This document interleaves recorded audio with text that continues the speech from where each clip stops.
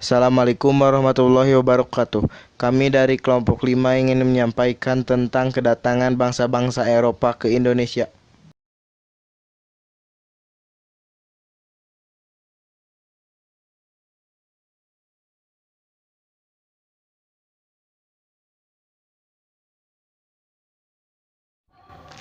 Sejak awal abad ke-15, bangsa Indonesia sudah mengalami penjajahan. Bermula dari kedatangan Portugis dan Spanyol yang awalnya ingin mencari rempah-rempah di Indonesia.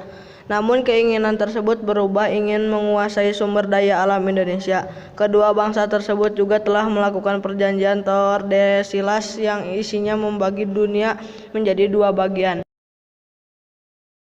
Bangsa Portugis telah merebut Malaka pada tahun 1511. Penguasaan daerah rempah-rempah di Maluku dipimpin oleh Alfonso de Alburquerque. Di sisi lain, armada bangsa Spanyol sampai di Filipina pada tahun 1521. Sampai ke Kepulauan Maluku Tidore. Pada tahun 1522 menjalin hubungan bersahabatan dengan Uli Siwa di Tidore.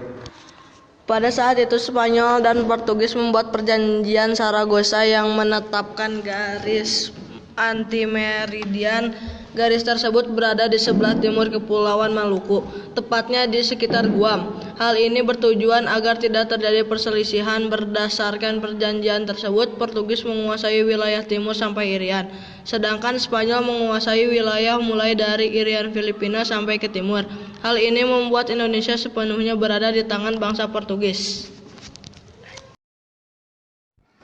Pada tahun 1596, armada dagang Belanda berlabuh di Banten dengan dipimpin Cornelis de Houtman.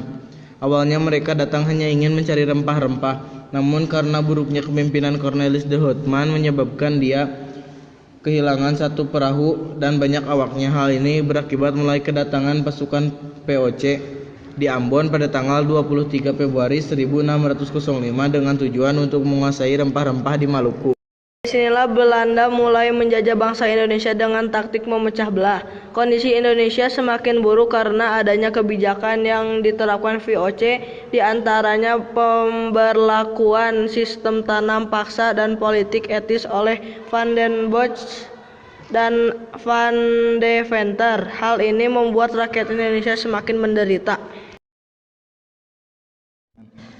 Rakyat Indonesia telah memberi banyak keuntungan bagi negeri Belanda. Akhirnya pada tahun 1901, Ratu Belanda Wilhelmina memberi kebijakan baru, yaitu politik etis atau politik balas budi untuk memakmurkan Hindia Belanda.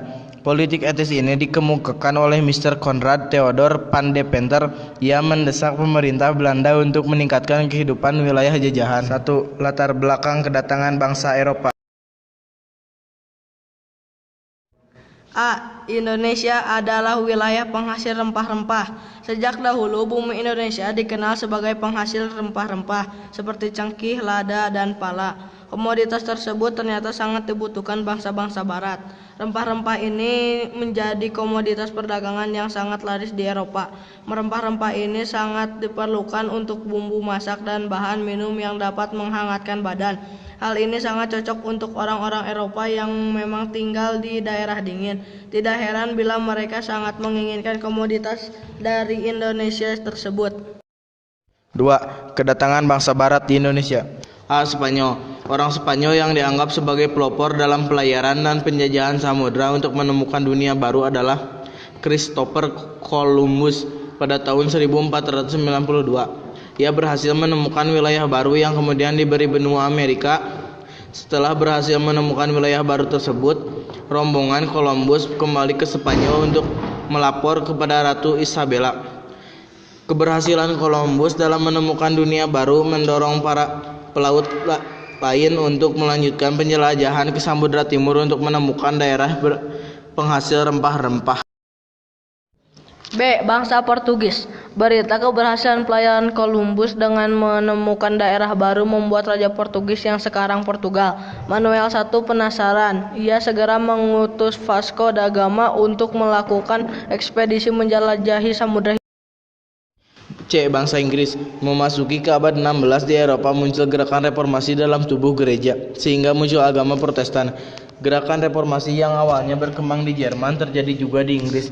Bangsa Inggris kemudian memusuhi bangsa Spanyol yang menganut agama Katolik. Pada tanggal 6 April 1580 Portugis dikuasai Spanyol. Itu sebabnya Inggris kemudian tidak bisa membeli rempah. Kepulauan Indonesia dirintis oleh Prancis, Drake, dan Thomas Cavendish. Mereka berlayar dari London menuju Indonesia melalui Samudra Pasifik. Pada tahun 1579 mereka berhasil mendarat di Ternate dan memborong rempah-rempah. Mereka juga melaporkan kepada pemerintahannya tentang pemerintahan Sultan Ternate yang meminta